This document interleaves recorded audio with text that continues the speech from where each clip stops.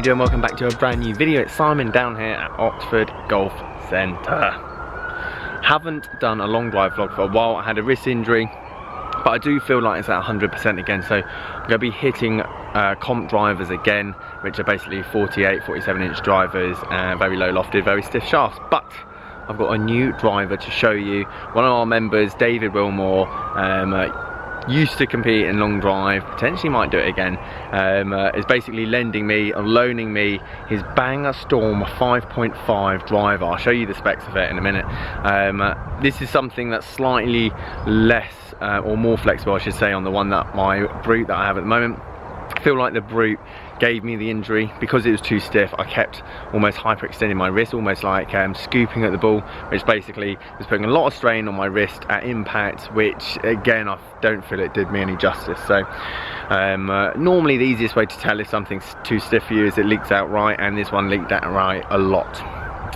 So he also lent me a T-claw as well, but I left that at home like an idiot.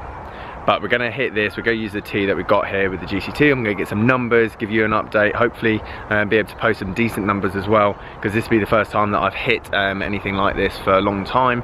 But I've been doing a lot of gym stuff and I feel good, and my swing feels good. Obviously I've been hitting other drivers and reviews, and you guys have been loving it, liking it, so thank you ever so much for all of that. And it's getting lighter. This is now just gone 5 o'clock. The sun's just setting, but it means I'll be able to get on the course more, we'll do some vlogs, all that good stuff. Simulators nearly in at Burford as well, which is amazing.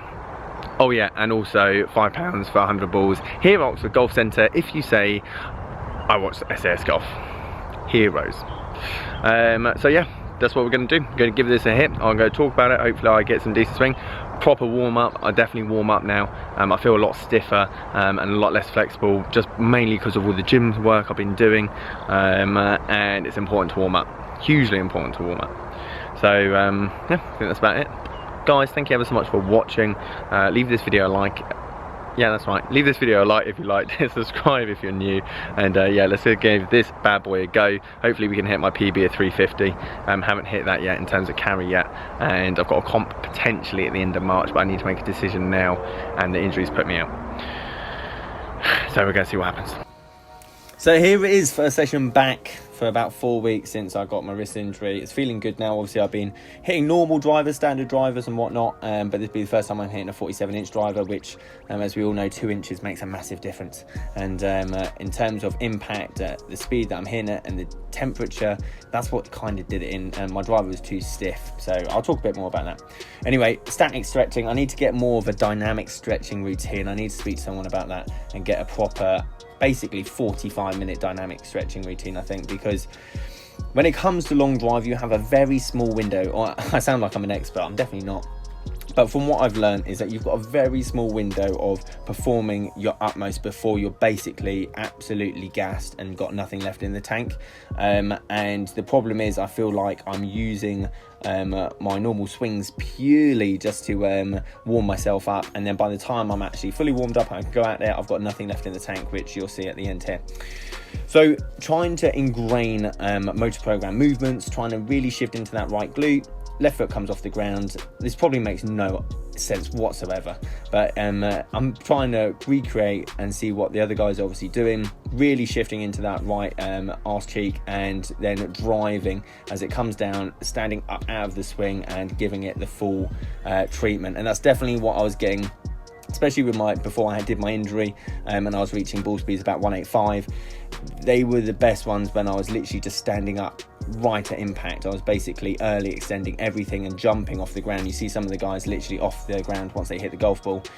And this is why the T-claw that David also lent me is going to be so important, because that tee is so close to the ground for a normal standard driver that I almost feel tense and pressured that I'm going to hit the ground if I don't time it right, which you don't want to do, especially if I've got David's driver now.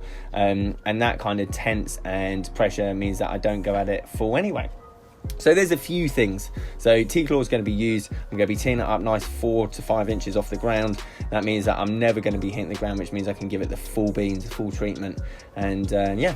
Anyway, new driver, so it's more flexible. Now, my old driver, I could not hit it left. It is impossible because it's so stiff. If you don't know, if something's too flexible, then normally you hook everything. If it goes massively right, it's normally too stiff. That's the general idea anyway. And I still tended to hit this right because it is still a very stiff driver. I think it's XX. But it's nowhere near as stiff as my last one, to the point that I can actually shape this. I can hit draws and fades, which is important when I do outdoor competitions. And I just felt more controlled. This is actually an inch shorter, so it's 47 inches. I think that's what I'm going to be when I get fitted for a driver. I definitely want to get a 47-inch driver, and that one there was my best one of the day, which goes to show timing numbers is so key. So 333, which is close to one of my PBs with my old driver. And I was thinking, this was at the start of the session, I was thinking, LA, come on, 177 ball speed, and I've only hit 5 balls with my with this driver. However, what I came to realise is that the more I tried to go after it and hit it, the more I reverted to my old swing, and I wasn't trying to get that timing at all, and everything kind of went to pot. And by the time I got anywhere close to getting that technique back, I was knackered. But this is my first session back. I hit 100 balls, which arguably could be too many, but I was excited. I'm able to hit balls again, which is really good. And some of the numbers were good. Again, high 170s, which is about 5-6 miles an hour lower than I was. So I've got some work to do. But I did have a heavy leg session the day before, and trying to activate my legs that night was really difficult. But anyway, there's my dispersion, which is quite important. It looks wide, and it is wide, but the left-hand side of the grid was never hit with my old driver, so it's important to know this is definitely something that's more fitted for me. Launch angles are definitely better. Keeping that spin rate down is definitely better. And overall, just happy that I've got something now to work with and obviously progress with as it goes on. Jumper came off, t-shirt was on. So guys, that was pretty much it. As I say, I don't think I'm going to be ready for March, unfortunately, unless I have some drastic epiphany moments. But otherwise, I feel good and ready to get cracking, ready for kind of the end of the season, if not 2020. So guys, there you have it. I am absolutely knackered. That's probably, well, that is the first time in about 4 weeks now I've gone at it full with a long drive or comp driver anyway. Felt good. I like the driver. It's definitely something that I can now work with. It's definitely not too stiff, but now I need to work on hard, increasing that club speed, increasing that lag, ball speed, everything else like that. Gym work is good because I feel strong, especially from the base.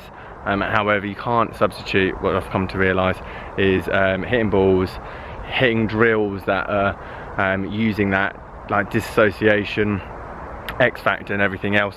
Even though I'm implementing the pattern that I want, when it comes down to hitting a golf ball, it just doesn't feel natural. I'm still very much using a traditional swing to hit a golf ball, and that's why I think technique wise I could increase my ball speed by about 50 miles an hour just by getting that down, getting that right, and then another 10 miles an hour in terms of body, stretching, flexibility and everything else. But it's good.